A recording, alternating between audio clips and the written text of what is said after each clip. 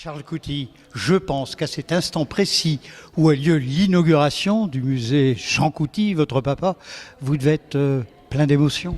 Je suis très heureux parce que ça fait très longtemps qu'on l'attend, ça fait 20 ans qu'on le pense. On voulait absolument faire un musée, on ne savait pas où on allait pouvoir le faire, on imaginait, on a toujours pensé à ce lieu mais c'était pas disponible, c'était pas libre, et voilà, donc c'était une pensée. Puis quand ça a pu se libérer il y a 2 ans et demi, 3 ans, mais depuis 20 ans, depuis le décès de mon père, 25 ans, avec ma mère, Myriam et moi, on a racheté des tableaux en salle des ventes, chez des marchands, chez des particuliers, pour pouvoir essayer d'avoir une collection digne de ce nom pour pouvoir présenter plus de 65 peintures. Et évidemment, quand l'opportunité s'est faite et mes voisins et amis Musset ont décidé de vendre la propriété, le projet de faire un musée dans leur propriété familiale et natale leur a tout à fait enthousiasmé, ça les a enthousiasmés. Parce que la maison familiale n'est pas très loin. Hein. Elle est à 30 mètres, vous avez visité l'atelier de tout à l'heure, c'est à 30 mètres.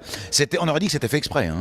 Charles Couty, techniquement, comment décrypter ce musée, les toiles, des grandes, des petits, des peintures, des croquis, des dessins, près de 200 en tout?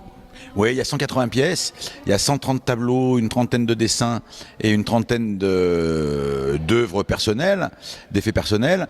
Donc on a voulu absolument montrer 65 ans de peinture et surtout, dans la première salle où on est, montrer à peu près les 10 thèmes de mon père, c'est-à-dire les voyages, témoins de son temps avec mai 68, les scènes de genre avec les femmes nues, les chantiers de ce temps avec le chantier du métro de Lyon, de la Pardieu, de la Défense, des natures mortes qui sont là, des églises romanes, des paysages. On a voulu mettre tous les thèmes présents et après, vous rentrez un peu plus loin dans le musée, vous arrivez dans les années 30-40 pour voir le musée et après vous avancez dans le temps jusqu'aux années 90 avec tous les thèmes. C'est un livre d'histoire. C'est un livre d'histoire, c'est 65 ans de peinture.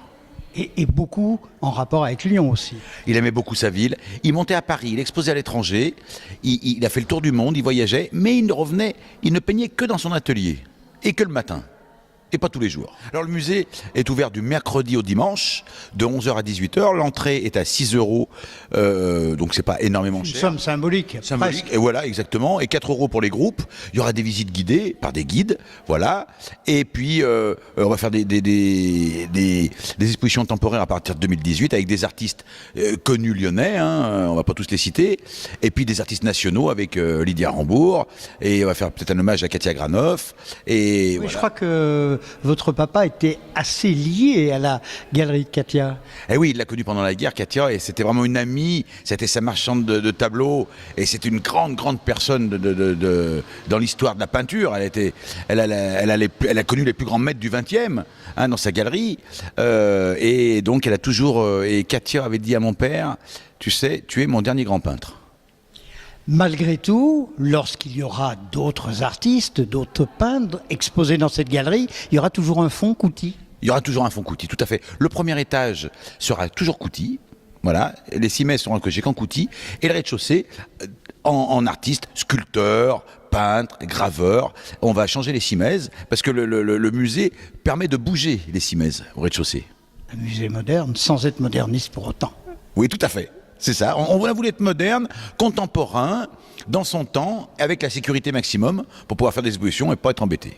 Puis ce qui est extraordinaire lorsqu'on entre dans ce musée, lorsqu'on le découvre, c'est que non seulement les œuvres, on les connaît, on ne va pas les qualifier une fois de plus, mais c'est cette organisation, l'éclairage, l'intimité et tout à la fois le recul pour voir des toiles comme celle qui est derrière nous, qui fait plusieurs mètres carrés. Eh oui, pour mon père qui faisait 1,50 m, il était obligé de monter sur une échelle, sur un escabeau pour faire le tableau, et il fallait surtout du recul. Mais mon père disait, tu sais, pour être un grand peintre, il faut savoir peindre le très grand format.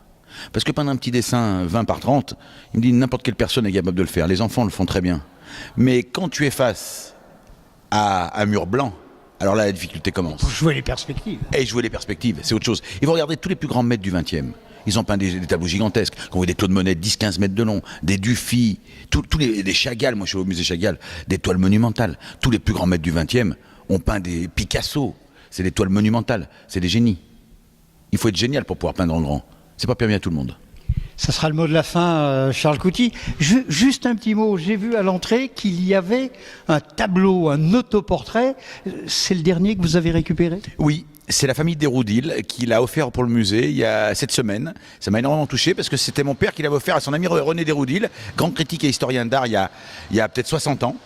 Il date de 1930, 1932, donc très très très vieux. Et la famille Desroudil a estimé que ce portrait, cet autoportrait très fauve, méritait d'être dans le musée. Et donc ils sont séparés de ça qu'ils ont depuis 65 ans dans leur famille. Donc je te remercie infiniment. Ils savent que ce tableau, cet autoportrait, a trouvé très bonne place ici. Ah oui, c'est sûr, parce que c'est le seul autoportrait de mon père. Mon père n'en a pas fait 2 en peinture. Là, il y a 2 autoportraits en dessin, mon père en a fait 3. Mais celui-là, exceptionnel, parce qu'on ne l'a jamais vu. On le voit dans tous les livres, mais on l'a jamais vu accroché. Et là, c'est la première fois qu'il est accroché. Et puis le vrai mot de la fin, Charles Couty, on est dans un lieu magique ici, le hub de l'île Barbe, oui. Au pied de Tonic Radio. Ce sont quand même 2 de vos enfants également. Oui, tout à fait. On a voulu créer donc le hub de l'île Barbe, donc il y a Tonic Radio, le musée Jean Couty et le domaine de l'île Barbe. Donc c'est un complexe où on fait location de salles pour des séminaires, pour des défilés de mode, et les gens peuvent venir au musée, on peut louer pendant 2-3 heures pour des conseils d'administration.